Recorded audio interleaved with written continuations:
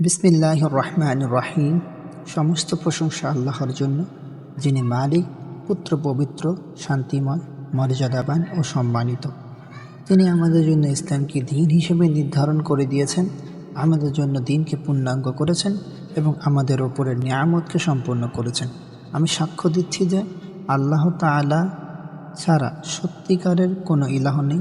তিনি তাকে ভালোবাসেন যে বলে, আমি আল্লাহর প্রতি ঈমান এনেছি এবং তার ওপর অবিচল থাকে, তিনি তার জন্য অনাবিল শান্তির স্থান জান্নাতকে নির্ধারণ করে দেবেন। আমি আরও সাক্ষ্য দিচ্ছি, মুহাম্মদ সাল্লাল্লাহু আলাইহি ওয়াসাল্লাম আল্লাহর বান্দা ও রাসূল। আল্লাহ তাআলা তার মাধ্যমে নবুয়তের সিলসিলা ইতি টেনেছেন। তিনি উত্তম ইতি। আল্লাহ তাআলা তাকে বিশ্ববাসীর জন্য রহমত স্বরূপ প্রেরণ করেছেন। আল্লাহ তাআলা বিশ্ববাসীকে তার আনুগত্যের আদেশ দিয়েছেন এবং বিচ্যুতি ও পাপাচার থেকে বিরত থাকার সুযোগ দিয়েছেন। রব্বুল আলামিন তার উপরে উত্তম ও পরিপূর্ণ দরুদ ও সালাম বর্ষণ করুন।